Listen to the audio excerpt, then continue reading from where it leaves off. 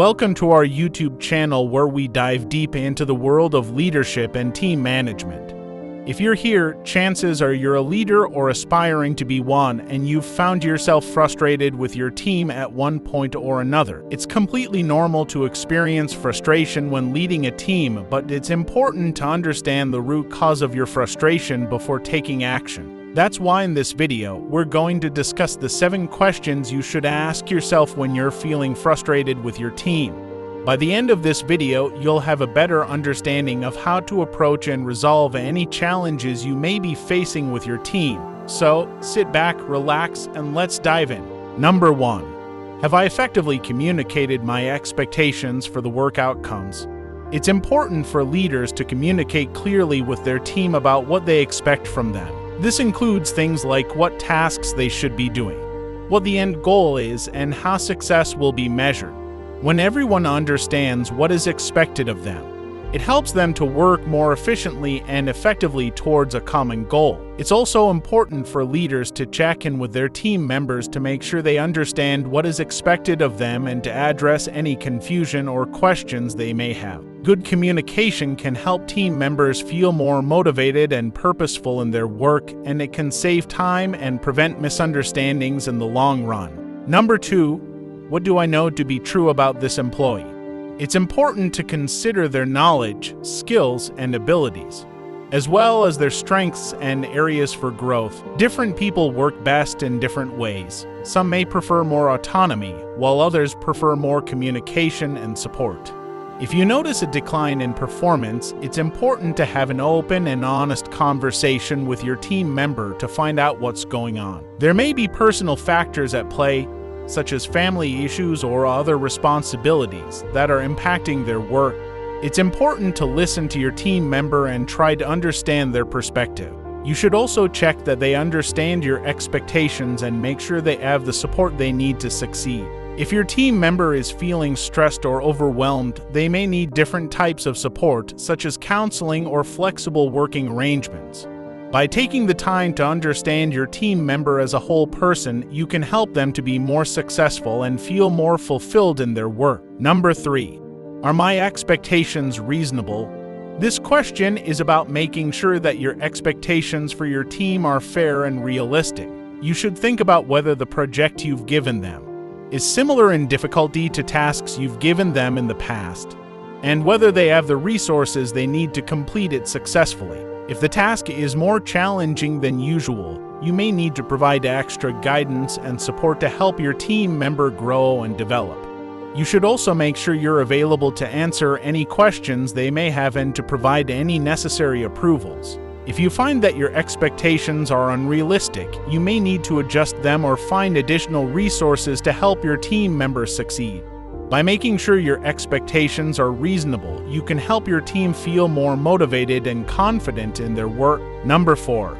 Do I treat all members of my team equally and hold them to the same level of performance standards? This question is about making sure you are holding all team members to the same standard, regardless of their background or identity. Sometimes, unconscious bias can cause us to favor certain people over others without even realizing it. To avoid this bias, you should reflect on whether you are treating everyone on your team fairly.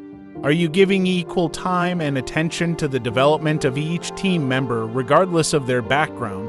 Do you make assumptions based on age, gender, race, or other factors? Having clarity on what results you expect from your team can help you avoid unconscious bias. If you're not sure whether you're being fair, you can also talk with a trusted colleague to get their perspective. Another type of bias to be aware of is proximity bias, which means that managers may favor team members who are physically closer to them, especially in a hybrid work environment. This can disproportionately affect women and caregivers, so it's important to be mindful of this when making work assignments or decisions. Number 5. Am I focusing on outcomes and goals rather than micromanaging how and when the work is done? Every person has their own unique working style, so it's important to avoid bias towards your own preferences. Micromanaging can be harmful because it takes away your team members' autonomy, which is an important psychological need. Instead, you should outline a clear vision for the results you want to achieve and let your team members take the lead while providing guidance as needed. Make sure that the outcomes you're seeking are aligned with the larger vision and goals of the company. This will help your team members feel like they are doing meaningful work and will increase their engagement. By focusing on results rather than micromanaging the process, you can help your team members feel more motivated and empowered in their work. Number 6, am I providing actionable feedback that is clear, firm, and kind? Don't wait too long to give feedback, as it's best to address any issues early on before they become bigger problems. Also, be open to receiving feedback from your employee about their experience on the assignment, as this can help build trust and improve communication. Creating a high-trust workplace culture can lead to increased job satisfaction and better performance for the company overall. Number 7.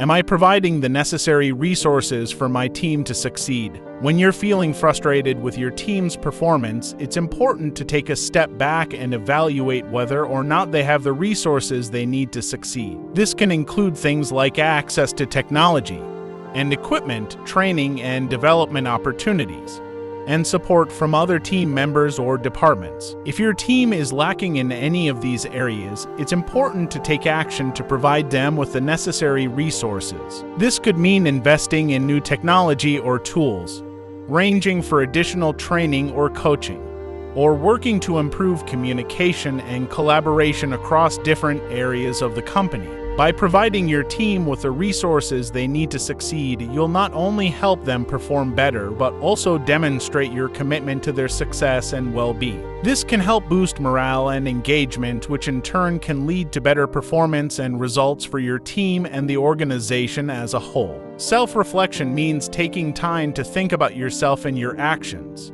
It's important for managers to reflect on how they are leading their team and if they are doing a good job. By asking themselves the questions in this video, managers can make sure they are being clear, fair, and supportive of their team. When managers build strong relationships with their employees, everyone benefits. The employees feel valued and work harder, which leads to better results for the company.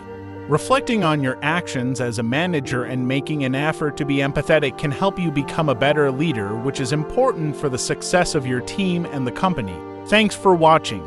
I hope these 7 questions will help you navigate your frustrations with your team and lead to more productive and positive outcomes. If you found this video helpful, please consider subscribing to our channel for more leadership tips and strategies. Don't forget to share this video with your colleagues and give it a thumbs up if you enjoyed it. We appreciate your support and look forward to seeing you in our next video.